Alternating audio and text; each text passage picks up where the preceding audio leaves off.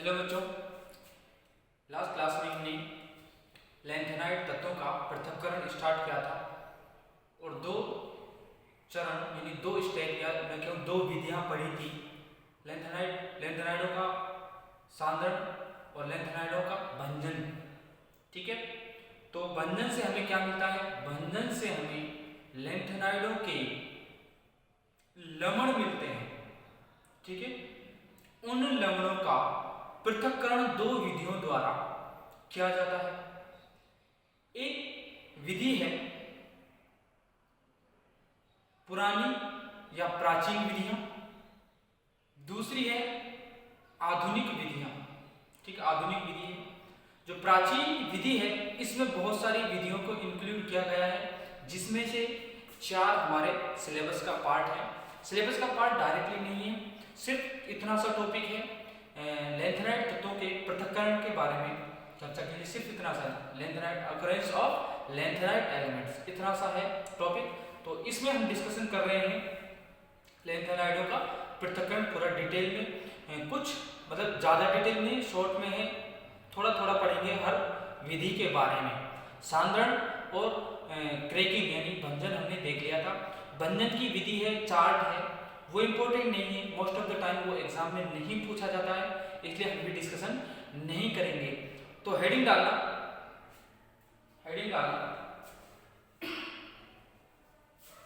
तीसरी विधि है, हेडिंग है लैंथेनाइड लवणों का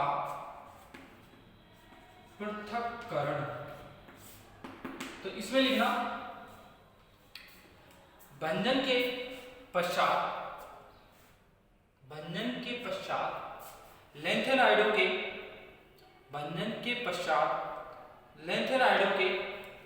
लवण प्राप्त होते हैं। भंजन के पश्चात लैंथेनाइडों के लवण प्राप्त होते हैं, जिन्हें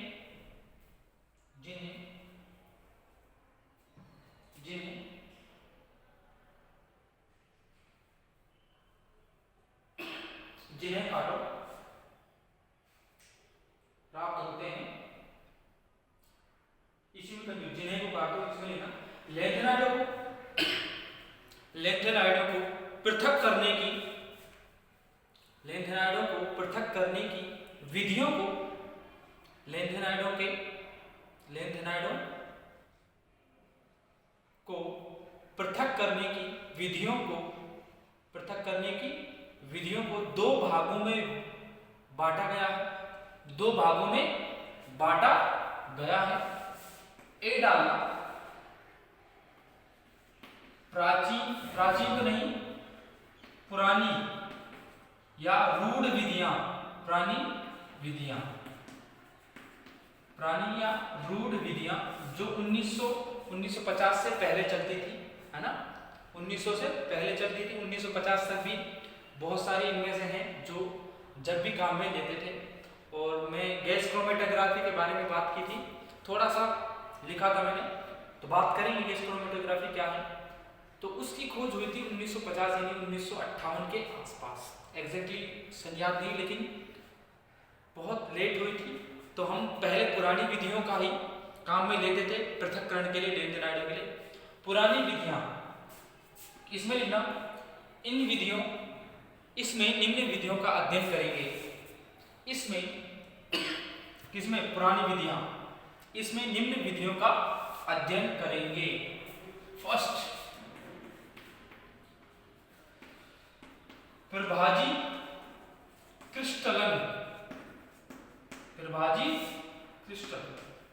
प्रभाजी क्रिस्टलन है जो किस बात पर आधारित है? यह विधि इस बात पर आधारित है कि जो लैंथेनाइड लवण हैं उनकी विलेयता अलग अलग होती है। क्या होती है? लैंथेनाइड लवणों की विलेयता अलग अलग होती है। यदि थोड़े लवण की विलेयता थोड़ी सी भी अलग है, क्या मैंने कहा लवण की विलेयता थोड़ी सी भी अलग है, तो उसका क्रिस्टलन हो जाता है। क्या हो जाता है? क्रिस्टलन अलग अलग समय पर होता है। और होता क्या है, जो लवण है यानी लैंथेनम से ल्यूटेशियम तक लवणों की विलेयता घटती जाती है।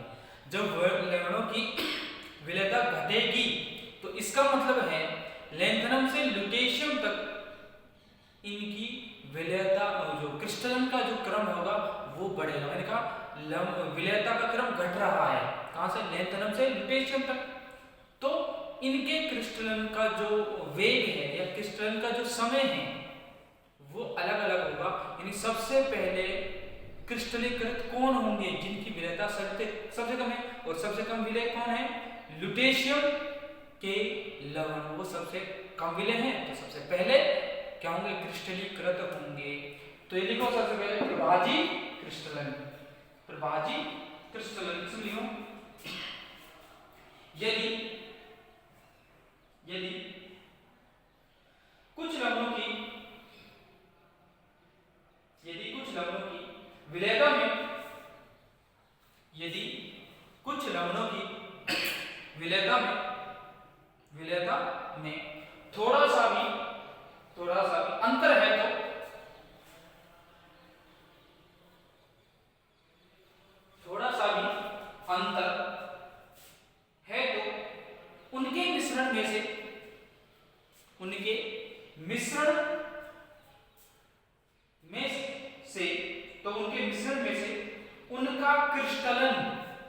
उनके मिश्रण में से उनका क्रिस्टलन भिन्न भिन्न समय पर होगा। उनका मिश्रण में से अंतर है तो उनके मिश्रण में से उनका क्रिस्टलन भिन्न भिन्न समय पर होगा। नेक्स्ट लाइन में, जिसकी विलेयता कम होती है वह लवण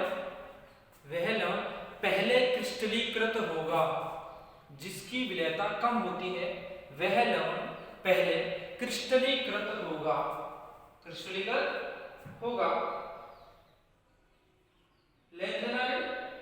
लैंथेनाइडों के लवणों में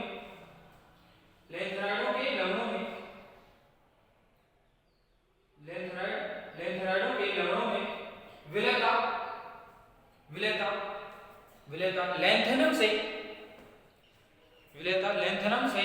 ल्यूटेशियम तक घटती जाती है।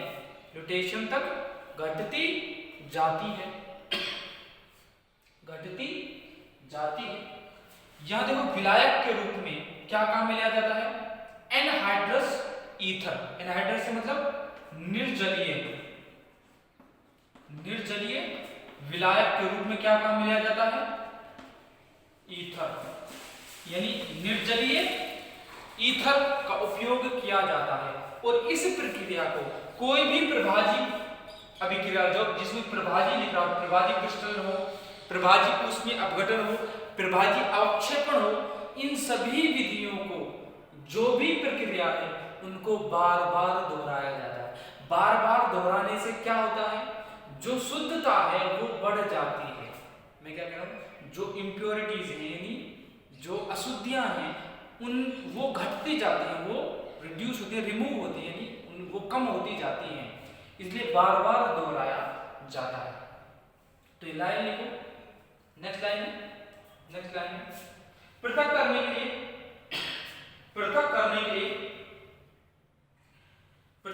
के लिए ईथर जैसे निर्जलीय विलायक, पृथक करने के लिए ईथर जैसे निर्जलीय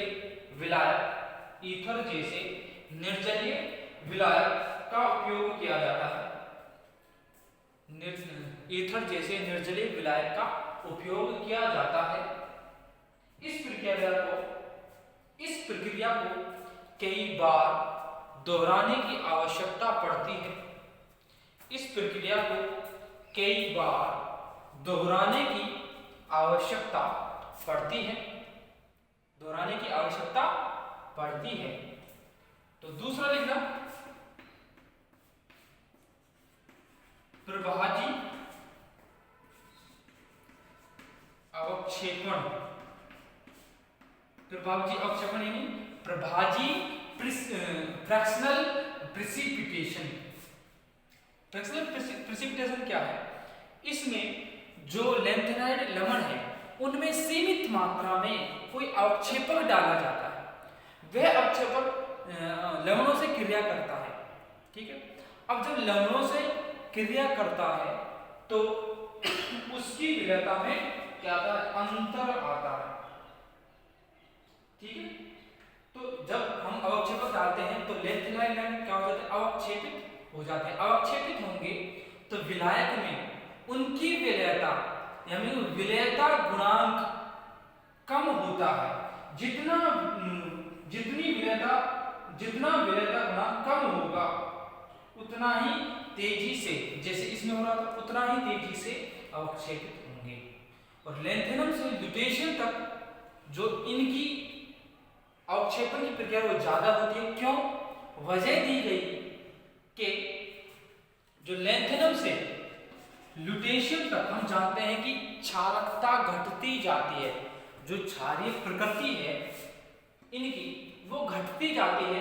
इसलिए लैंथेनम के जो हाइड्रोक्साइड है और जैसे ल्यूटेशियम के हाइड्रोक्साइड है, इनमें ल्यूटेशियम के हाइड्रोक्साइड की क्षारकता कम है, सबसे कम है।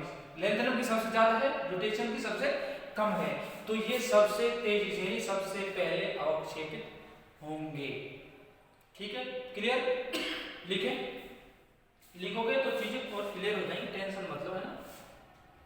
तो लिखो, प्रभाजी अवक्षेपण में लैंथेनाइड लवणों के विलयन में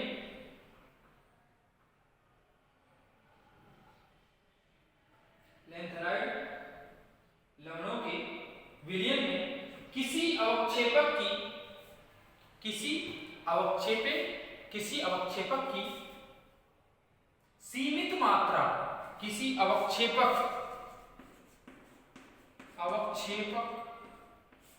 की सीमित मात्रा डालें तो वही लैंथेनाइड अवक्षेपित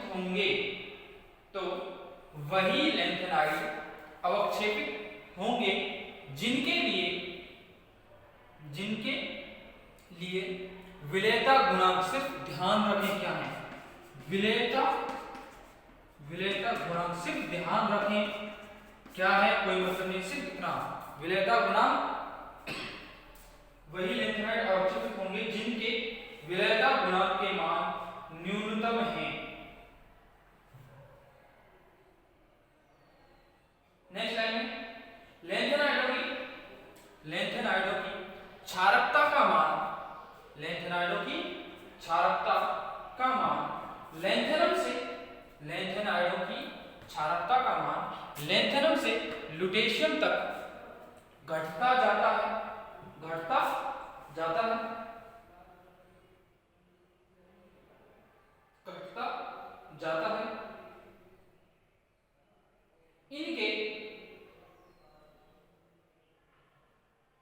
इनके हाइड्रोक्साइड आयनों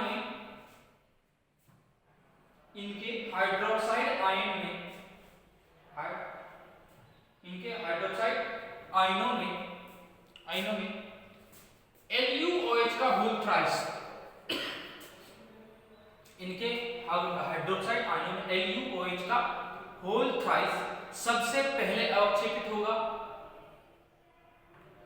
LuOH का होल थ्राइस सबसे पहले अवक्षेपित होगा, जबकि LaOH का होल थ्राइस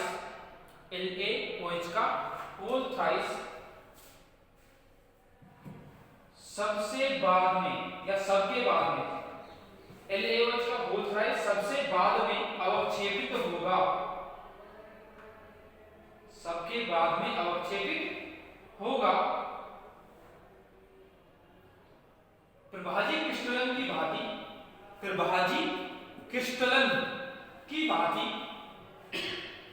प्रभाजी अवक्षेपण के लिए भी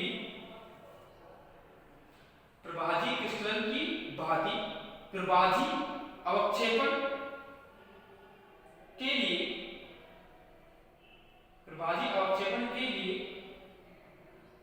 के लिए भी प्रक्रिया को क्रिस्टलन की भांति प्रभाजी अवक्षेपण की विधि या प्रभाजी अवक्षेपण के लिए भी प्रक्रिया को बार बार दोहराना पड़ता है, बार बार दोहराना पड़ता है। तीसरा है प्रभाजी ऊष्मीय विघटन। जो लैंथेनाइड तत्व है या लैंथेनाइड लवण है, उनके कुछ ऑक्सी लवणों का निर्माण भी होता है। किनमें? जब हम क्रैकिंग करवाते हैं ऑक्सी लवण बनते हैं, तो उनका अलग अलग ताप पर जब इन्हें गर्म किया जाता है तो ये ऑक्सी लवण विघटित होकर ऑक्साइडों का निर्माण करते हैं, तो ये ऑक्सी लवण अलग अलग ताप पर क्या होते हैं? विघटित होते हैं। और जो भी लैंथेनाइड है उनके लिए यह ताप क्या होता है? अलग अलग होता है। तो लैंथेनम से ल्यूटेशियम तक जाने पर यह ताप घटता जाता है, और ताप जैसा होगा वैसा ही उसका क्या होगा? ऊष्मीय अपघटन होगा। ठीक है, सिर्फ इतनी सी बात है, ये लिखेंगे। ठीक है, लिखो लैंथेनाइडों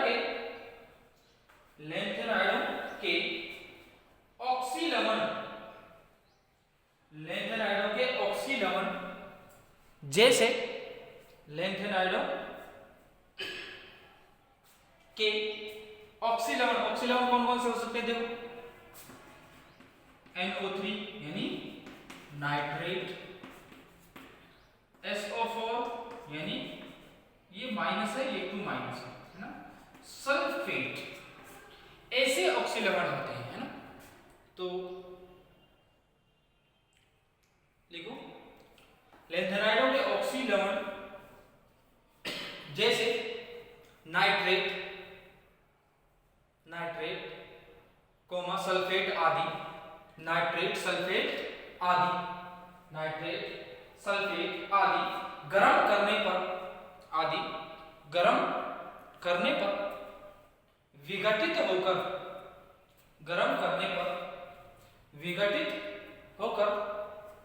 ऑक्साइड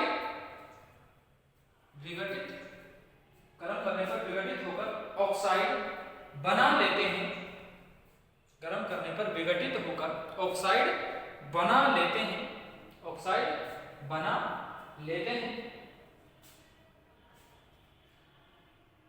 नेक्स्ट लाइन में प्रत्येक लैंथेनाइड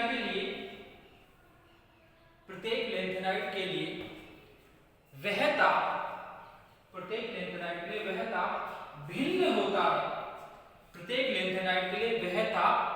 भिन्न होता है जिस पर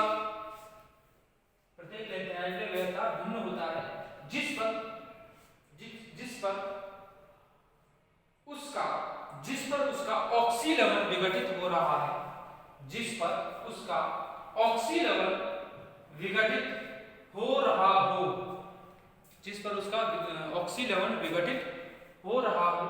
वह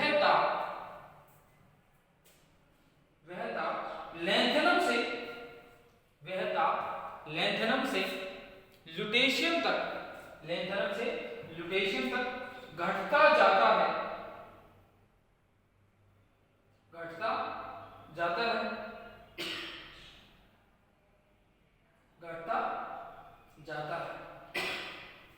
लास्ट है इसमें पुरानी विधियों में चौथा, यहां लिख रहा हूं, चौथी विधि संयोजकता परिवर्तन।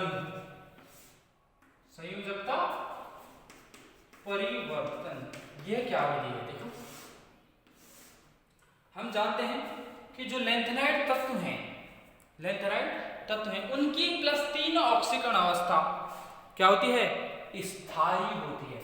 हम जानते हैं, हमने +3 ऑक्सीजन अवस्था के बारे में बहुत डिटेल में बात की थी। जब ऑक्सीजन अवस्था +3 क्या होती है, स्थायी होती है, यानी सामान्य ऑक्सीजन अवस्था है +3 स्थायी। लेकिन कुछ तत्व, कुछ लैंथेनाइड तत्व ऐसे होते हैं जिनकी ऑक्सीकरण अवस्था जैसे +2 व +4 ऑक्सीकरण अवस्था +3 से ज्यादा, सिर्फ कुछ तत्वों के लिए। जैसे +2 किसके लिए है, यूरोपियम की +2, यूरोपियम की +2, +3 ऑक्सीडेशन स्टेट से ज्यादा स्टेबल है। ऐसे ही +4 सीरियम की +4 ऑक्सीकरण अवस्था, ऑक्सीडेशन स्टेट, ऑक्सीकरण अवस्था +3 से ज्यादा स्थिर। क्या कहने का क्या मतलब है, सीरियम की +4 ऑक्सीकरण अवस्था सीरियम की ही +3 ऑक्सीकरण अवस्था से ज्यादा स्थायी है। इसी तरीके से यूरोपियम की +2 ऑक्सीकरण अवस्था +3 से, मैंने कहा था कि ज्यादातर तत्व +3 ऑक्सीकरण, यानी सब तत्व दिखाते हैं, सारे के सारे तत्व +3 ऑक्सीकरण अवस्था दिखाते हैं। लेकिन कुछ तत्वों की ऑक्सीकरण अवस्था +3 से ज्यादा स्थायी है, दैट्स इट। और इसी बात का फायदा उठाकर कि जब उनकी ऑक्सीकरण अवस्था, देखो इसकी +4 मान लो ज्यादा स्थायी है, तो +4 में स्थायी क्या बनेंगे, लवण बनेंगे, यौगिक बनेंगे, तो उनकी रासायनिक प्रकृति भी अलग अलग होगी। मान लो लैंथेनाइड क्लोराइडों के साथ यानी हैलाइडों के साथ रिएक्शन करें, तो मान लो मैंने कहा हैलाइड है, मान लो Cl 3Cl- है, तो क्या बनेगा LnCl3। मैं कह रहा हूं सीरियम आया, सीरियम किसके बाद Cl- के साथ रिएक्शन करके कैसा बनाएगा, TeCl4 जैसा कंपाउंड बनाएगा। यहां देखो, यहां यदि दिखाना चाहे तो 3 इलेक्ट्रॉन लूज हो जाएंगे, यहां 4 इलेक्ट्रॉन लूज हो जाएंगे, है ना। तो CeCl4 बन रहा है, बन रहा है। यहां देखो LnCl, या फिर ऐसा देखो, मान लो CeCl3 ही है, यहां CeCl4 की रासायनिक प्रकृति CeCl3 से अलग है। एक ही क्या है, लैंथेनाइड है, पता है दोनों की प्रकृति, रासायनिक गुण अलग अलग होंगे। इसी बात को आधार मानकर इन्हें अलग कर लिया जाता है, यानी अलग करना ऐसे आसान होता है, ठीक है। सबसे मुश्किल तो यही था, यही बात सबसे मुश्किल थी कि इनकी ऑक्सीकरण अवस्था जो क्या है +3 है, और इस यानी आवेश समान है और जो आकार है लगभग समान है, इस वजह से इनकी जो रासायनिक गुण हैं वो लगभग समान होते हैं, समान होते हैं। इस वजह, यही वजह तो थी, इन्हें अलग करना, पृथक करना कठिन हो रहा था। तो ये चौथा पॉइंट लिखेंगे, संयोजकता परिवर्तन। अब देखो +3 में था तो उसे +4 में कन्वर्ट किया जाता है, जैसे सीरियम +4 ज्यादा स्थायी, तो +3 को +4 में कन्वर्ट कर लिया, यानी संयोजकता में क्या कर लिया, परिवर्तन कर लिया, ऑक्सीजन अवस्था में परिवर्तन कर लिया, ठीक है। तो लिखो, लिखो +3 ऑक्सीकरण अवस्था, तो +3 ऑक्सीकरण अवस्था तो सभी लैंथेनाइडों की, +3 ऑक्सीकरण अवस्था तो सभी लैंथेनाइडों की, सभी लैंथेनाइडों की स्थायी ऑक्सीकरण अवस्था है, स्थायी ऑक्सीकरण अवस्था है। लेकिन कुछ लैंथेनाइडों की, कुछ लैंथेनाइडों की +2, कुछ लैंथेनाइडों की +2, कुछ लैंथेनाइडों की +2, उदाहरणार्थ, या शॉर्ट में EG भी लिख सकते हो। EG का मतलब क्या होता है, उदाहरणार्थ, यानी EU यूरोपियम, उदाहरण यूरोपियम, यूरोपियम, ठीक है, +2 के ब्रैकेट में यूरोपियम, उदाहरणार्थ यूरोपियम, व +4 ब्रैकेट में लिख लेना EG, क्या है देखो सीरियम, सीरियम, ठीक है, +4 उदाहरणार्थ Eg सीरियम, ठीक है, +2 और +4, +2 व +4 ऑक्सीकरण अवस्थाएं भी, लेकिन कुछ लैंथेनाइड में भी +2 व +4 ऑक्सीकरण अवस्थाएं भी स्थायी हैं, स्थायी हैं, अतः स्वाभाविक है, स्वाभाविक है कि भिन्न ऑक्सीकरण अवस्था में, स्वाभाविक है कि भिन्न ऑक्सीकरण अवस्था में आयन के, भिन्न ऑक्सीकरण अवस्था में आयन के गुण भी भिन्न हो जाएंगे, आयन के गुण भी भिन्न हो जाएंगे, जिससे उनका पृथक्करण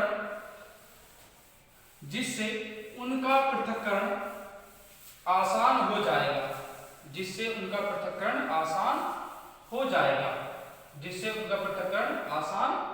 जाएगा, उदाहरण भी लिख सकते हैं ना, तो इतना इंपॉर्टेंट नहीं है, सिर्फ आगे डिस्कस करते हैं।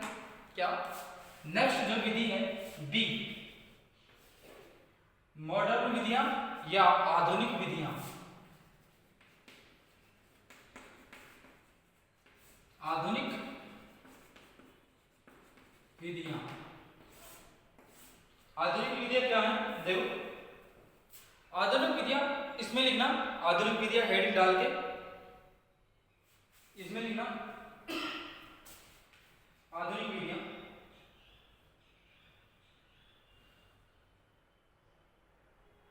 पृथक्करण के लिए वर्तमान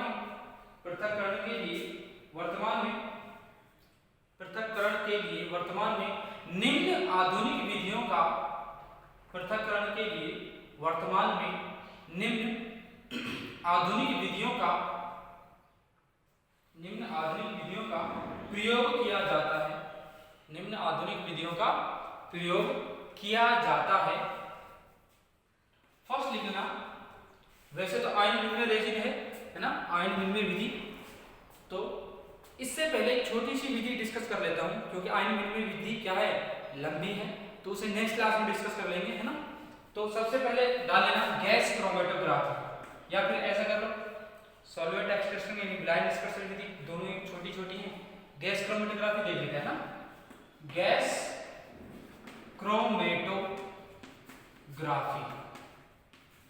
गैस क्रोमेटोग्राफी, यह किस आधार पर आता है, किस बात पर आधारित है, यह विधि इस बात पर आधारित है कि जब एक क्रोमेटोग्राफ होता है, नेक्स्ट क्लास में डिस्कस करूंगा, जब क्रोमेटोग्राफ थोड़ा सा समझ लो बस, कि स्तंभ होता है, अब इनकी जब इन्हें क्या किया जाता है, इन्हें वाष्पशील अवस्था में परिवर्तित किया जाता है, वाष्पशील अवस्था में परिवर्तित किया जाता है, तो ये रंगीन रसायनों का फॉर्मेशन करते हैं। मैंने क्या कहा, ये रंगीन यानी रंग प्रदर्शित करने वाले संकुलों का निर्माण करते हैं, और अलग अलग तत्व के लिए, अलग अलग लैंथेनाइड के लिए अलग अलग प्रकार के रंग उत्पन्न होते हैं, उनके द्वारा उत्पन्न होते हैं, और रंग के बेसिस पर जैसा रंग होगा वैसा ही लैंथेनाइड होगा, रंग के आधार पर इन्हें पृथक कर लिया जाता है। वैसे तो बहुत डिटेल में है, इतनी 2 लाइनों से हमारा काम बन जाएगा। तो हेडिंग डालना gas chromatography, gas chromatography, gas chromatography. एक मिनट मेरे कंफ्यूजन हो गया, ये अभी बताया रंग के आधार पर किनको, ये पेपर क्रोमेटोग्राफी का, गैस क्रोमेटोग्राफी का क्या, वाष्पशील अवस्था में इनकी क्रियाशीलता अलग अलग होती है, इनकी क्रियाशीलता, और बहुत सारी एनालिटिकल विधियां होती हैं, जैसे विश्लेषणात्मक अभिक्रियाएं होती हैं, विधियां होती हैं उनमें इस विधि का बहुत ज्यादा उपयोग किया जाता है। लिखेंगे बाद चीजें समझ में आ जाएंगी, टेंशन मत लो ना। तो लिखो गैस क्रोमेटोग्राफी, गैस क्रोमेटोग्राफी वाष्पशील पदार्थों के, गैस क्रोमेटोग्राफी वाष्पशील पदार्थों के, वाष्पशील पदार्थों के विश्लेषण एवं पदार्थों के विश्लेषण एवं मात्रात्मक, विश्लेषण एवं मात्रात्मक निर्धारण की विधि है,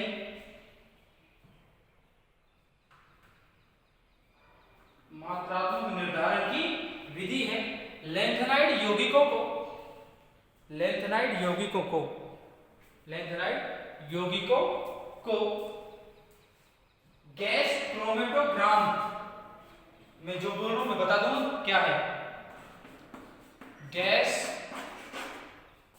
क्रोमेटोग्राम या ग्राफ भी होता है, दोनों एक ही बात है। गैस क्रोमेटोग्राफ में भर लिया जाता है,